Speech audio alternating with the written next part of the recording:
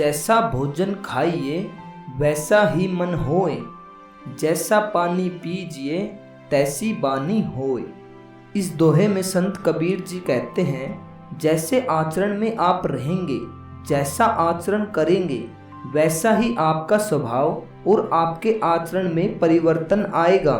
ठीक उसी प्रकार जिस प्रकार का भोजन और पानी आप ग्रहण कीजिएगा, उसी प्रकार की सोच आपके मस्तिष्क में आएगी। अर्थात संत कबीर भोजन की शुद्धता और जल की शुद्धता पर बात कर रहे हैं। लोग मांसाहारी भोजन कर करके उन पशु पक्षियों की ही सोच उनके मस्तिष्क में आ रही है, और जैसा अशुद्ध पानी वह ग्रहण कर रहे हैं, उसी प्रकार की उनके मस्तिष्क की अशुद्धि हो रही है, उनके विचारों में अशुद्धि आ रही है।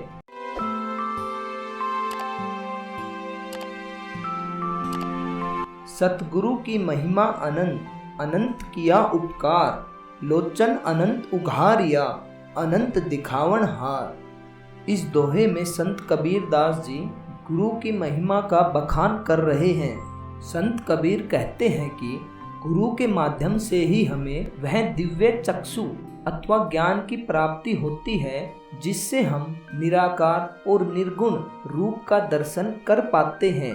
सतगुरु ही वह माध्यम है जिसके माध्यम से हमारे आंखों पर पड़े पर्दे हट सकते हैं। गुरु ही वह आवरण को हटाता है जिसके कारण हम ज्ञान की प्राप्ति नहीं कर पाते, अर्थात निर्गुण निराकार के दर्शन नहीं कर पाते। सद्गुरु ही हमारे अंदर के चक्षु आंखों को खोलते हैं, उनके माध्यम से ही हमें अनंत निराकार के दर्शन होते हैं।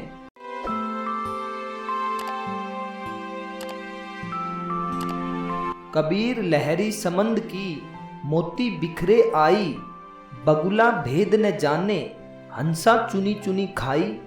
इस दोहे में संत कबीरदास जी कहते हैं कि पूरे संसार में अज्ञानता का वास है। लोगों में अज्ञानता कूट कूट कर भरी हुई है। समाज उन बगुलों की भांति हो गया है जो समुद्र की लहरों से आए मोतियों को कंकड़ पत्थर समझकर छोड़ देता है। वहीं हंस उन मोतियों को चुन चुन कर खाता है, अर्थात उन मोतियों के गुणों को वह हंस भी जानता है। ठीक हंस के समान समाज में व्याप्त बुद्धिमान विद्वान लोग समाज में व्याप्त अच्छाइयों को चुन लेते हैं और बुराइयों को बगुला रूपी जड़ बुद्धि के लिए छोड़ देते हैं।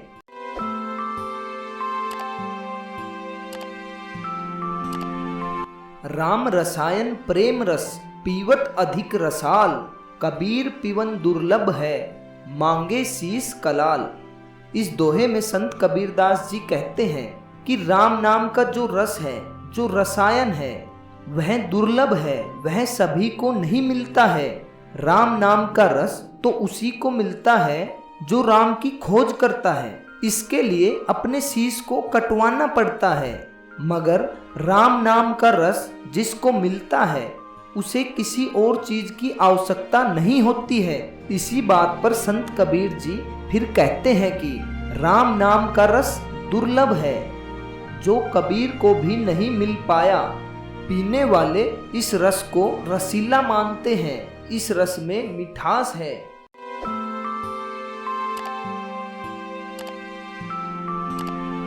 कबीरा खड़ा बाजार में मांगे सबकी खैर, ना काहू से दोस्ती ना काहू से बैर। इस दोहे का शब्दार्थ है कबीरा खड़ा बाजार में, मतलब संत कबीर जी बाजार में खड़े हैं। मांगे सबकी खैर मतलब वह सबकी सलामती चाहते हैं, सबका अच्छा चाहते हैं। ना काहू से दोस्ती मतलब उनकी किसी से भी दोस्ती नहीं है।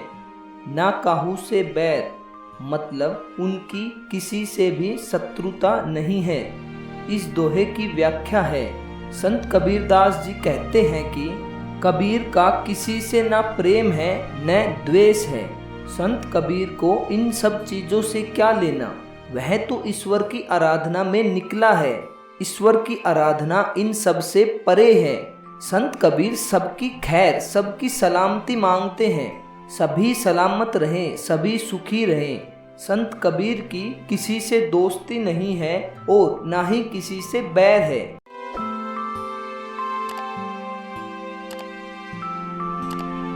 हिंदू कहे मोहि राम पियारा, तुरक कहे रिह माना। आपस में दो लरी मुए, मरम ने कोऊ जाना। इस दोहे का शब्दार्थ है, हिंदू कहे मोहि राम पियारा, मतलब हिंदू कहते हैं कि हमें राम प्यारा है। तुरक कहे रिह माना, मतलब यहाँ पे तुरक मुसलमान और रिह माना मतलब अल्लाह। मुसलमान कहे हमें अल्लाह प्यारा। आपस में दो लरी मुए, मतलब आपस में दोनों लड़कर मर गए।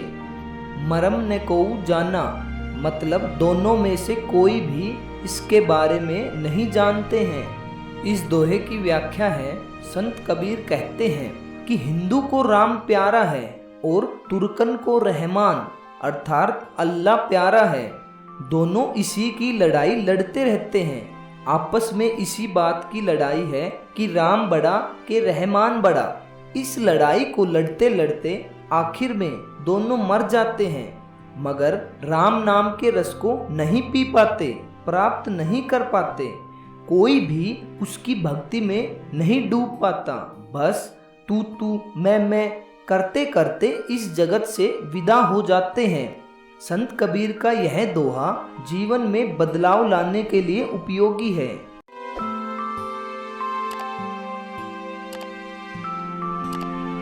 कबीर माला काट की, कही समझावे तो ही। मन ने फिरावे आपनो, कहाँ फिरावे मोही। इस दोहे का शब्दार्थ है, कबीर माला काट की, मतलब लकड़ी की माला। कही समझावे तो ही, मतलब कहकर तुमको समझाती है। मन ने फिरावे आपनो, मतलब अपने मन को फिराता नहीं है।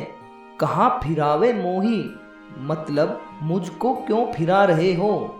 इस दोहे का भावार्थ है, कबीर साहब की वाणी है कि काठ की माला साधक को बोलकर समझाती है कि तुम मुझको क्यों फिरा रहे हो। वे समझाती है कि तुम व्यर्थ में क्यों मुझको फिराते हो, अपने मन को क्यों नहीं फिराते। भाव है कि कर्मकांड और सांकेतिक भक्ति से व्यक्ति भले ही मन में संतोष कर ले कि उसने भक्ति की है, लेकिन ये सभी व्यर्थ है। मूर्ति पूजा, विभिन्न तरह के रंग के कपड़े धारण करना, तीर्थ करना आदि सभी व्यर्थ है। ये भक्ति नहीं है और इनसे कोई कार्य सिद्ध नहीं होने वाला है। सच्चे हृदय से ईश्वर की भक्ति करने पर ही ईश्वर की प्राप्ति संभव हो सकती है। भक्ति नितांत ही आत्मिक और आंतरिक विषय का मामला है। अपने मन की वृत्ति को सांसारिक कार्यों से हटाकर ईश्वर की भक्ति में लगाना आवश्यक है।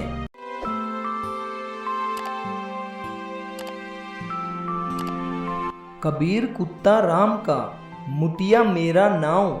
गले राम की जेवड़ी, जित खींचे तित जाऊं। इस दोहे का शब्दार्थ है, कबीर कुत्ता राम का, मतलब कबीर राम का कुत्ता है। मुटिया मेरा नाव, मतलब मोती मेरा नाम। गले राम की जेवड़ी, मतलब गले में राम की रस्सी है। जित खींचे तित जाऊं, मतलब जिधर खींचे उधर जाऊं। इस दोहे का भावार्थ है, संत कबीरदास निर्गुण निराकार के उपासक थे। उनके राम दशरथ के पुत्र राम नहीं, अपितु वह निर्गुण और निराकार राम थे। वह कभी अपने राम की पत्नी बन जाते, कभी उसके सखा बन जाते, तो कभी उनका कुत्ता। उनका यह प्रेम और लगाव अपने राम के प्रति था। इस दोहे में संत कबीर कहते हैं, मैं राम का कुत्ता हूँ और मोती मेरा नाम है। मैं अपने राम अर्थात मालिक का वफादार हूँ। जिस प्रकार एक कुत्ता अपने मालिक का वफादार होता है, राम नाम का बंधन मेरे गले में है। मेरे राम जिधर भी मुझे ले जाते हैं, मैं उधर ही चल देता हूँ। जिस प्रकार एक मालिक के लिए उसका वफादार सेवक कुत्ता होता है, ठीक उसी प्रकार संत कबीर भी अपने राम का वफादार कुत्ता है, जिसकी डोर राम के हाथ में है।